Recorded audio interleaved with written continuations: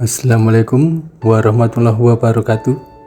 Selamat datang di channel radiobotol.com, channel yang berbagi air mata, baik suka maupun duka, baik sedih ataupun bahagia. Karena sedihmu adalah sedihku dan bahagiamu adalah bahagiaku. Dan jangan lupa bagi sedulur-sedulur muslim yang belum sholat, silahkan sholat terlebih dulu sebelum menonton video ini. Selamat menyaksikan.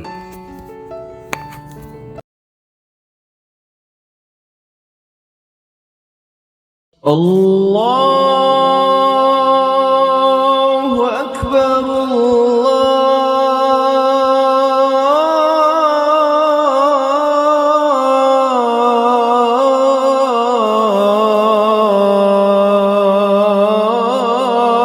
Allahu Akbar,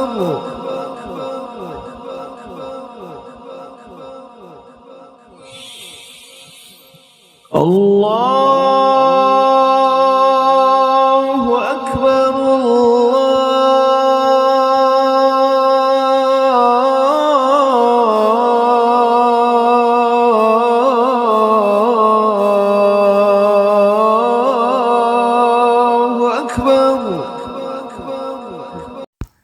Azan subuh berkumandang dengan sangat merdu. Aku langsung terhenyak. Azan itu begitu mengingatkanku akan suatu waktu di suatu tempat. Azan itu adalah azan yang sama yang diajarkan oleh seorang kiai padaku. Rasa perih yang selama ini belum kudapatkan obatnya kembali kurasakan. Sekilas kemudian tergambar jelas wajah beliau. Lalu semakin perihlah rasa itu. Sebentuk wajah cantik dengan senyum yang sangat manis mulai menari-nari di anganku. Kunikmati senyuman itu. Aku bisa merasakan rasa sejuk jauh merasuk ke dalam ulu hati. Malah tanpa terasa aku menyebut sebuah nama. Namun saat aku ingin melihat senyumnya lebih lama, anganku pun sirna saat iqamat telah terdengar. Aku pun buru-buru ke masjid. Aku segera beranjak dari masjid setelah selesai berdoa. Sesampai di kos, aku hanya bisa termenung. Azan yang tadi dikumandangkan benar-benar mengembalikan ingatanku. Ya Allah, maafkan aku yang merasa semerindu ini padanya. Tanpa terasa sebuah doa terucap dari bibirku. Andai dia memang kau takdirkan menjadi milikku, pertemukanlah kami ya Allah, mudahkanlah jalan kami. Aku menghela nafas panjang, mencoba untuk menghilangkan pikiranku tentang Mala. Lalu kupandangi daganganku berupa berbagai macam golok dan aneka parfum yang stoknya masih cukup banyak. Nanti sekitar jam 8 aku akan mulai berkeliling menjajakan dagangan. Semoga cuaca hari ini cerah. Sebatang rokok kunyalakan, kunikmati setiap hisapannya. Lalu kuhempaskan asapnya keluar dengan perlahan. Namun lagi-lagi dalam kesepianku, anganku kembali melayang pada sebuah tempat dan waktu. Rasa perih kembali menyayat ulu hati. Kowe iki sapa? Wani-wanine nyenengi anakku. Kae lho ana pengilon ngilu.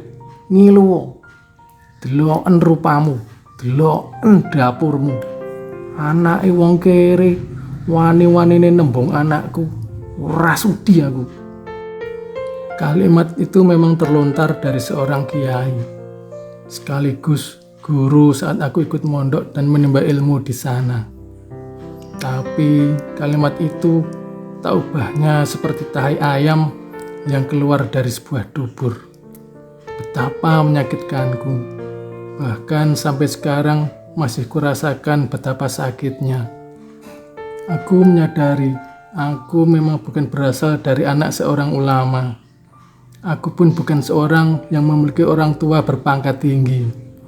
Aku hanyalah seorang anak seorang pegawai biasa. Tapi ini urusan dua hati, bukan tentang pangkat, harta, atau kuasa. Dan kami memang saling mencintai. Jadi, apa salahku saat aku bersungguh-sungguh untuk melamarnya? Atau karena beliau seorang kiai dan aku hanya seorang anak biasa? Atau malah akan dijodohkan dengan laki-laki lain? Meskipun Pak Kiai tahu, malah hanya mencintaiku. Kiai macam mana yang punya pemikiran demikian kolot? Masih terbayang dalam ingatan bagaimana malah sampai bersujud-sujud pada ayahnya, menangis menghibah agar kami diberinya restu. Sampai akhirnya Pak Kiai meminta Mala untuk memilih apakah ia tetap tinggal di pondok atau pergi bersamaku. Bukan Mala yang memutuskan, tapi aku. Pada detik itu juga aku meminta Mala untuk tetap tinggal. Biarlah aku yang pergi. Lebih baik aku kehilangan Mala daripada tetap bersamanya namun tanpa restu. Aku tidak mau menduarkai orang yang sudah kuanggap sebagai orang tua sendiri. Apalagi beliau adalah guru yang selama ini membimbingku dalam agama. Aku hanya berpesan pada Mala, kalau ia memang benar-benar mencintaiku, tolong bersabarlah barang sebentar. Aku akan datang pada satu saat nanti. Namun, bila ia meragukanku, aku ikhlas andai ia telah menemukan orang yang bisa ia jadikan imam dalam hidupnya. Aku pergi dengan kehancuran hati. Aku bahkan sempat berburuk sangka pada Sang Ilahi. Mengapa ya Allah, Engkau memberiku luka seperti ini? Mengapa dan mengapa? Pertanyaan yang ingin sekali kutemukan jawabannya. Untuk pulang ke rumah pun rasanya malu. Malu karena ilmu agama yang kupelajari belum sesuai dengan apa yang orang tuaku harapkan. Malu, aku malu karena hanya soal cinta aku kabur dari pesantren. Tapi aku pergi dari sana bukan karena soal cinta yang kandas. Ini adalah soal harga diri. Aku bisa menerima kalau aku memang bukan murid pandai. Ya, aku mengakui. Aku juga bukan murid kesayangan. Tapi aku tak bisa terima saat Pak Kiai menyinggung tentang orang tuaku. Aku jelas tak akan bisa menerima. Setelah kepergianku dari pondok, aku hanya bisa berkirim surat pada bapak ibuku. Saat itu aku berterus terang kalau aku memang pergi dari pondok. Aku juga menceritakan apa yang menjadi alasanku. Alhamdulillah, bapak ibuku pun memahami. Bahkan kata beliau, merantaulah dan kembalilah saat kamu yakin bekalmu untuk mengejar Mala telah cukup. Dengan catatan dia belum dimiliki oleh siapapun. Maka aku pun semakin bertekad kuat. Ya, selama Mala belum dimiliki siapapun, aku akan tetap mengejarnya. Di rantau di tanah Sumatera, aku bertemu dengan seorang kiai yang juga ahli dalam membuat golok. Bukan itu saja. Selain ilmu agama, beliau juga ahli dalam meramu bebungaan untuk dijadikan parfum. Maka aku berguru selama kurang lebih 1,5 tahun. Hasilnya, selain mematangkan ilmu agamaku, aku juga sudah mampu membuat golok dan meramu mewangian. Lewat kedua barang itulah, aku mampu menyambung hidup. Bahkan sebagian sudah bisa kutabung. Semoga kelak apa yang kupelajari di sini bisa bermanfaat untukku nanti. Malah tunggulah aku. Dan setelah dirasa ilmuku cukup, aku pun berpamitan untuk kembali ke tanah Jawa. Hari sudah semakin siang. Aku harus segera berkeliling.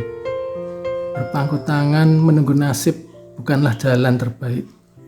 Selama aku bisa menggerakkan badanku, aku akan tetap berusaha semampuku. Kumala Naurin, apa kabarmu saat ini? Apakah kamu juga sedang memandang langit yang sama seperti langit yang kupandang? Yang pasti, lewat langit jugalah aku selalu menitipkan rindu padamu. Langkah demi langkah kutekadkan untuk tujuan mencari nafkah. Setidaknya saat ini untuk menafkahi diriku sendiri. 1-2 golok atau pisau yang kutawarkan pun alhamdulillah laku terjual. Sebotol 2 botol parfum alhamdulillah juga laku. Tempat demi tempat kembali kususuri. Jalan demi jalan kulewati. Sampai aku tiba di sebuah pasar besar di kota itu. Aku tertegun saat melewati sebuah kios sayuran. Kudengar suara seorang perempuan memanggil namaku. Mas Imam, Mas Imam kan? Aku lantas celengukan mencari arah sumber suara. Pada saat aku berbalik badan, tiba-tiba lututku terasa gemetar. Jantungku berdegup kencang. Aku tak percaya dengan apa yang kulihat. Malah? Benarkah dia malah? Tanya aku dalam hati. Aku masih tak percaya. Perempuan itu pun tersenyum. Ini aku, Mas. Malah. Aku malah, Mas. Mas Imam lupa. Malah? Benarkah kamu malah? Aku masih tak percaya dengan apa yang kulihat. Tapi setelah dia meyakinkan bahwa dia memang benar-benar malah, aku pun yakin. Dan aku, malah, benarkah ini? Pertemuan yang tanpa kami duga itu pun seketika menyentik rasa haru. Malah bahkan sampai menitikkan air mata saking bahagianya. Berkali-kali ia meyakinkan bahwa selama ini ia selalu setia menungguku. Dan ternyata hari itu seperti mimpi bagi kami. Aku pun singgah di kiosnya. Kemudian malah bercerita kalau setelah kepergianku dari pondok, ia memang dijodohkan dengan anak seorang kiai, sahabat ayahnya. Namun karena malah memang tidak bisa membuka hati selain untukku, maka ia lebih memilih pergi dari lingkungan pondok. Ia memilih untuk tinggal bersama keluarga pamannya yang seorang pedagang sayur. Pada saat itulah, paman Mala beserta keluarganya datang. Awalnya mereka terheran melihatku. Namun setelah Mala memberitahu bahwa akulah orang yang selama ini ia tunggu, maka mereka pun ikut tersenyum bahagia. Tanpa sadar mereka ikut merangkulku, merasakan kebahagiaan Mala yang selama ini ia rindukan. Ya, disinilah Allah menetapkan pertemuan itu terjadi. Aku yang dulu berburuk sangka, ternyata doaku terkabul semudah ini. Azan subuh masih mendenging di telingaku, dan kini orang yang selalu kurindukan itu telah berada di hadapanku. Aku nyaris tak percaya. Allah telah memberikan jawaban dengan jalan yang kurasa sangat mustahil bagiku.